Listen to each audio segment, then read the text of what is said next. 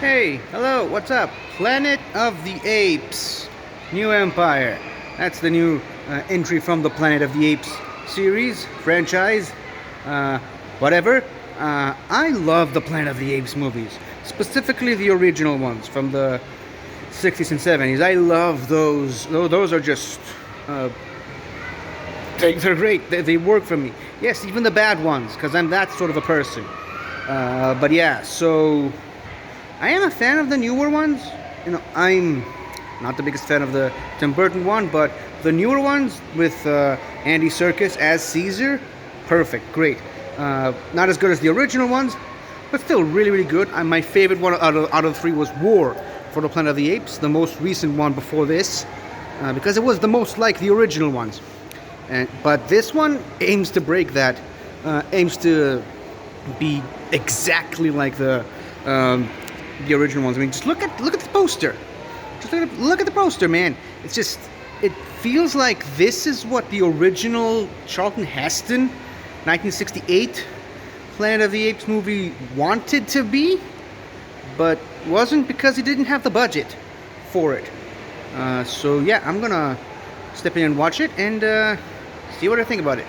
And I'll tell you what I think about it when I come out. So stay tuned. Apes Together Strong. Kingdom of the Planet of the Apes. Sorry, my mistake. I called it Planet of the Apes: The New Kingdom in the intro. Lost in translation, as you can see. Stupid translation of titles. Anywho, what do I think about this movie? Do I like it? I'll be honest, I don't know yet. It's weird. Normally I know exactly how I feel about a movie after seeing it for the first time. Not so much with this movie. It's not that it's bad, because it's not. It's just it's weird. The plot kind of shifts a lot of the times, and for most of the movie, I'm not really sure what they were trying to achieve with this, where they were going. Like, it starts out, without spoiling too much, obviously, it starts out one way. You think you know where the plot's going. Takes a complete 180 turn at the end of the first act. And then you feel like, okay, so it's going to be that type of movie then. And then it shifts again. It becomes a completely different thing. And then it shifts again right by the end. And, well, obviously the Planet of the Apes movies as a whole did not start this trend, but they're very well associated with the twist ending at the end. Obviously the obvious one that comes to mind is you maniacs, you blew it up. In the first one, spoilers for a 50-year-old movie, but the second one, they destroy the Earth. The third one is, of course, they swapped out the talking ape for the fake ape. That's really what they did.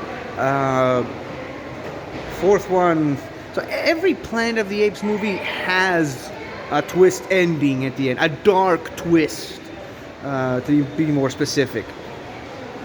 And this one is no exception.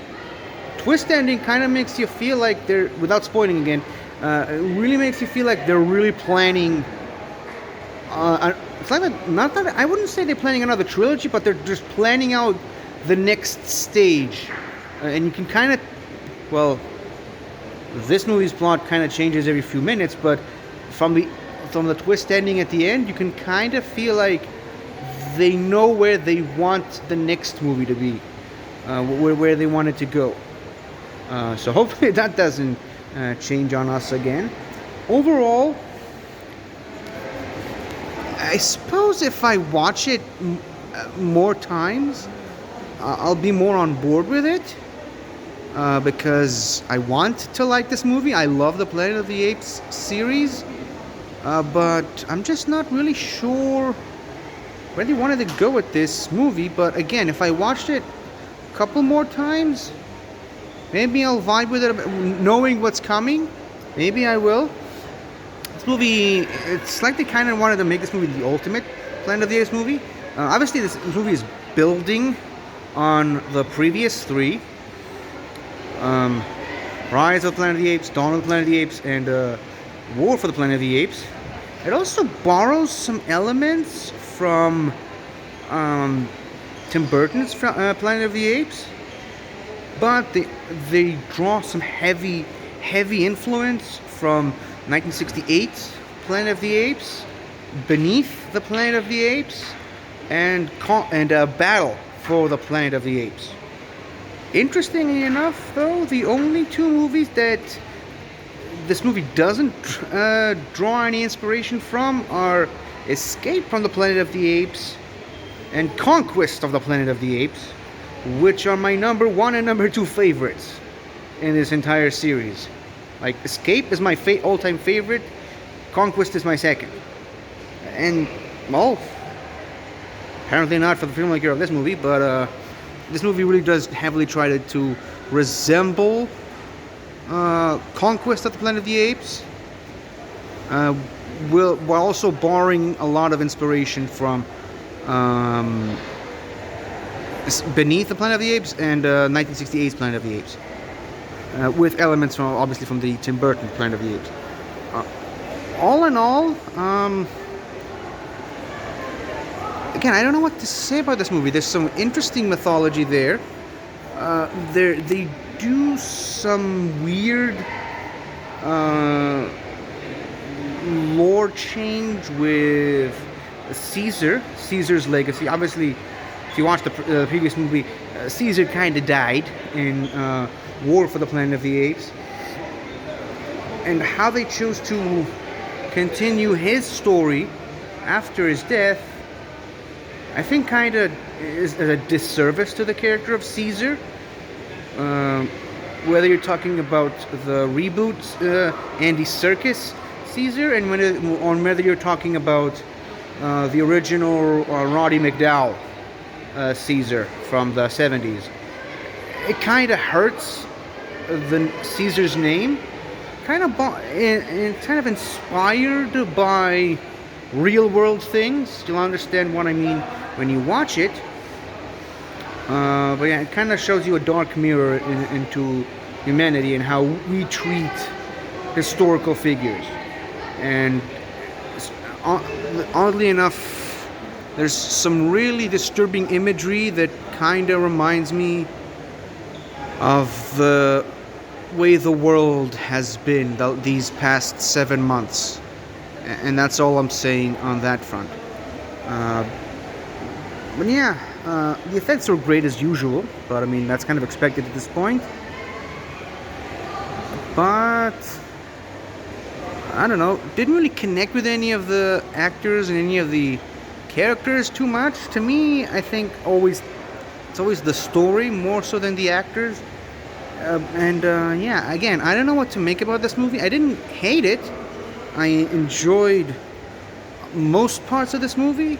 It's just, it was a little hard for me to understand what they were trying to say with this one. But that's it. I mean, that's all I can say for this.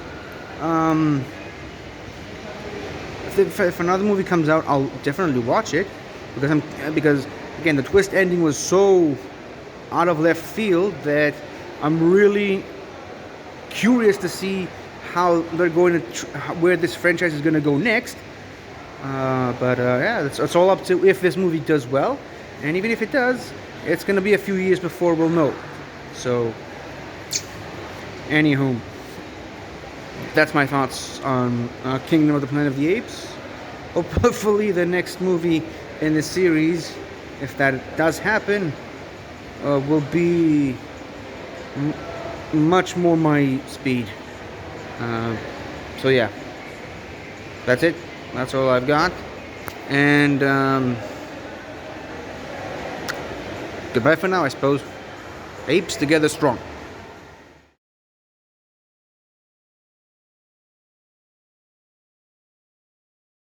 Hi there. Thank you for watching the video. And if you enjoyed it, don't forget to like, comment, subscribe, and tell your friends. I'll see you next time.